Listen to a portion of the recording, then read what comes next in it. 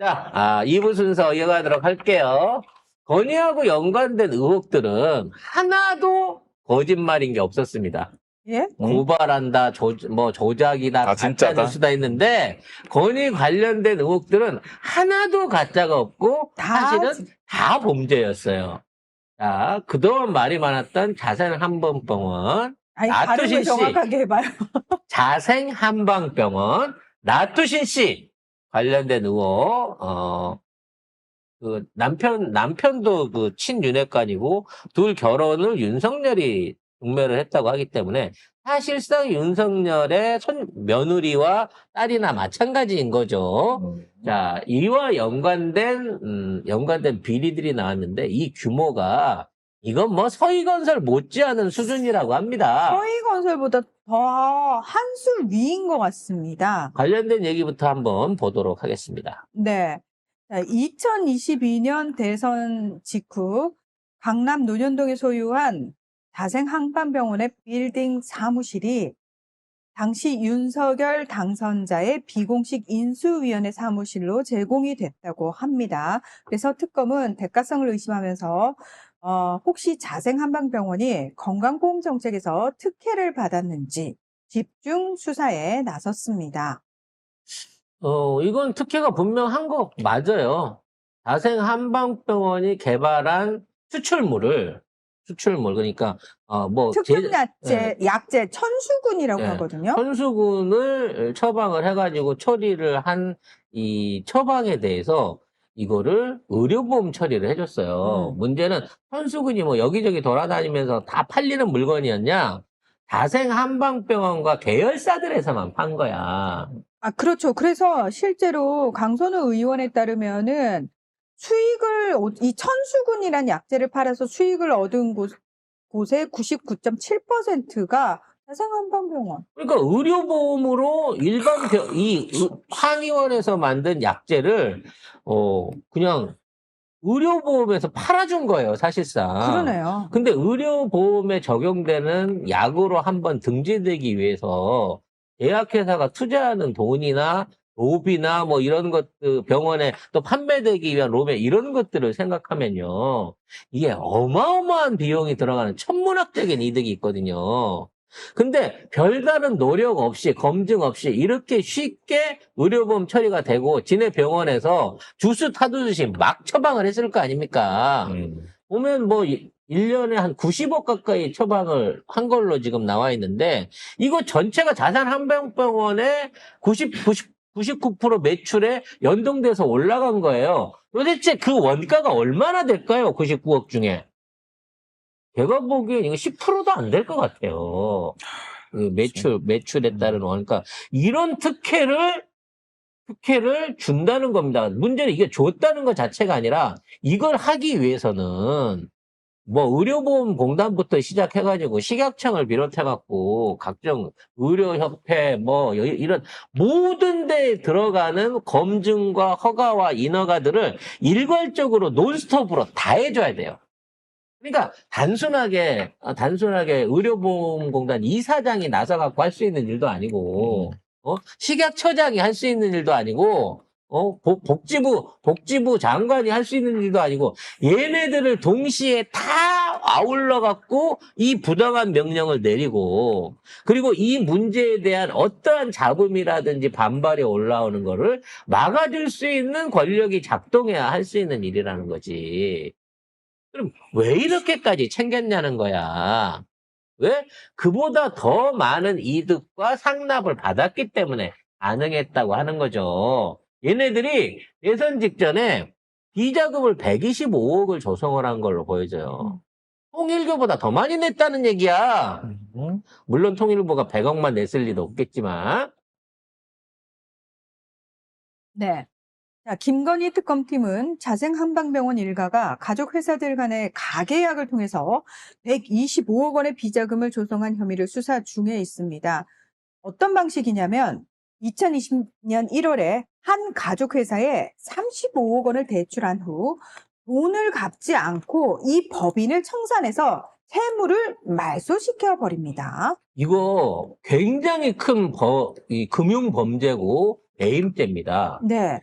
자, 그리고 2020년 8월부터 2022년 8월까지 둘째 딸 나토 신씨의 회사에 약 90억 원을 대출한 후 역시 갚지 않고 법인을 청산하면서 손실 처리를 해버립니다. 야, 쉽게 말해서 법인 대 법인 간에 대출로 돈을 빌려주는 거예요. 그래서 돈을 빌려받은 법인들이 그 돈을 쓰고 그 돈을 갚지 않은 상태로 청산 처리를 해버립니다. 그렇게 되면 어떻게 되냐면 고스란히 이 돈을 빌려준 업체에 손실금으로 들어가는 거야.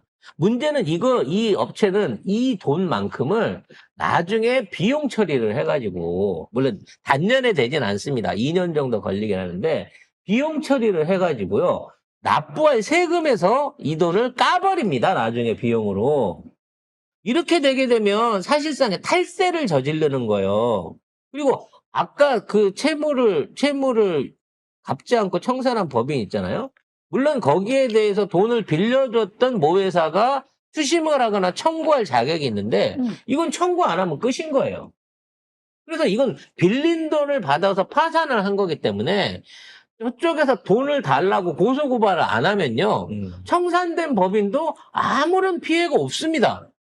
자기네 회사 마음 좋은 돈주가 돈을 떼었는데 아유 뭐 할 수 없지 뭐 나 이거 그냥 손해봤다고 신고하고 말게 이런 짓을 한다는 거예요. 가족 회사를 동원해가지고 해버리면 끝이잖아요. 이건 무조건 세무서에서 나가갖고 이거 부당 비용 처리나 탈세로 잡아들여야 되는 겁니다. 금융 범죄예요 이렇게 하는 거는. 이게 대선 직전에 125억 원이나 된다. 문제는 그 돈을 어디다 썼는지를 모르잖아. 아무도 모르지. 아무도 몰라. 결국 나중에 그 계좌를 따라가다 보면 어디에선가 김건희의 비자금 내지는 이게 공식적인 캠프로 지원돼서 들어갔을 리가 없죠. 이런 돈들이. 당연하죠. 미공식 캠프를 통해 가지고 대선 자금으로 운영되거나 아니면 그 핑계로 그냥 건희가 꿀꺽 했을 수도 있어요. 건희가 여기저기서 명태균이나 뭐 이런 애들 앞세워 가지고 공천원금을 얼마나 받았겠습니까? 또는 그 대선 관련해 갖고 사전 지원금을 얼마나 받았겠습니까? 그거 골고루 이어졌을까요? 명태균도 입 열고 싶어서 근질근질 할 거라고 내가 얘기했잖아. 어? 엄청난 돈들을 대선 과정 중에 선거 비용 한다고 끌어들여갖고 착복했을 가능성도 있다고 봐진다는 거죠. 이거는 드러난 빙산의 일각에 불과하다고 생각합니다. 왜 나토신 씨가 김건희보다 먼저 가서 외교관 여권 끊어가지고 현장에 가고 명품샵 쭉 둘러보면서 쇼핑 가이드 했겠습니까? 그리고 거기서 쇼핑을 한다고 한들 그 쇼핑 비용이 김건희 개인 버카로 나갔을까요? 개인 카드로 나갔을까요? 1년에 연봉 2천만 원 받는 애 돈으로 거기 가서 명품을 하나라도 살 수 있었을까요? 이것도 결국은 어떠한 형태든지 신 씨가 냈거나 신 씨가 연결한 다른 사람이 냈거나 신 씨의 아버지 회사가 냈거나 이런 짓거리를 했을 거라는 거죠. 그리고 이원모 비서관 같은 경우도 부잣집에 장가 보내준 사람이 윤석열이라는 거 아닙니까? 그러면 이원모를 사유로 맞아들인 이 자생한번법 입장에서도 사위덕을 톡톡히 보려고 했을 거예요. 엄청나게 많은 로비나 뭐 각종 범죄 사실이나 뭐 이런 부분들을 감추는데 사위를 전가의 보도로 썼을 가능성이 높습니다. 그러니까 그 공천도 해주고 선거에서 떨어지니까 다시 부르잖아. 그리고 공천뿐만이 아니라 얘가 인사비서관이잖아요. 이 대통령실을 비롯해갖고 각종 정부 인사에 다 관여하는 사람이야. 그럼 얘가 한 명씩 인사 발령할 때마다 김건희한테 5천, 1억, 2억씩 돈이 가서 꽂혔을 가능성이 높다는 거지. 그리고 그 돈을 받아가지고 관리하고 그 돈이 어떤 흐름으로 흘러가갖고 이 일이 이루어지는지에 대해서 누구보다도 잘 알 사람이 이원모라는 거예요. 더군다나 얘는 최혜병 특검하고도 엮여져 있잖아. 그래서 얘를 지금부터 털기 시작하면 어마어마한 게 나온다는 겁니다. 자생한방병원이 어찌됐거나 이원모라는 사위를 맞아들이고 난 이후로 어마어마하게 사세가 확장이 됩니다. 분점도 많이 생기고 막 매출도 오르고 뭐 여러 가지가 다 되거든요. 그게 뭐냐면 경쟁업체는 검사들을 동원해갖고 눌러버려요. 그리고 자기가 하고자 하는 불법이나 탈법적인 거는 버물려갖고 없애버립니다.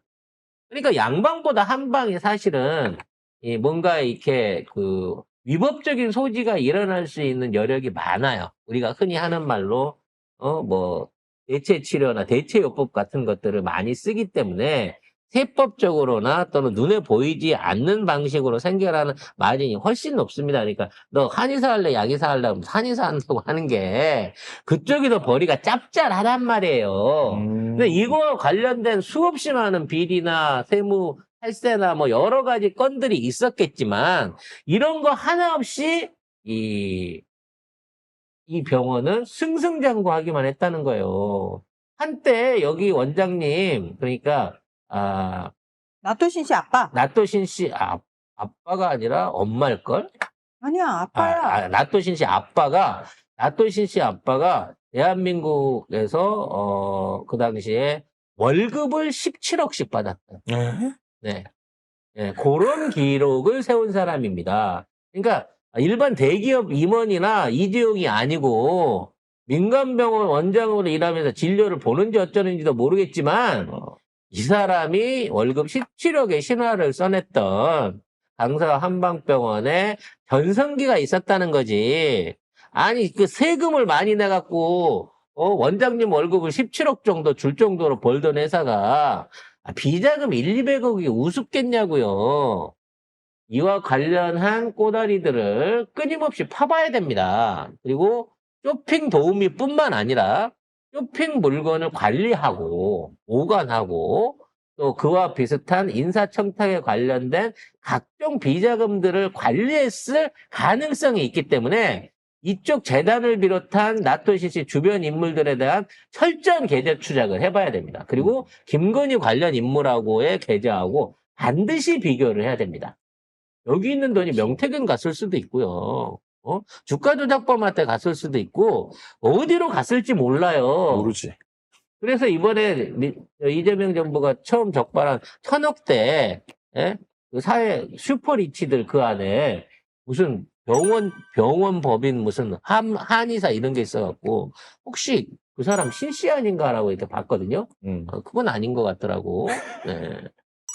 왜냐면 주가 조작 같은 푼돈을 벌려고 할 필요가 없는 그 정도의 부자들이 아니냐라는 생각이 듭니다.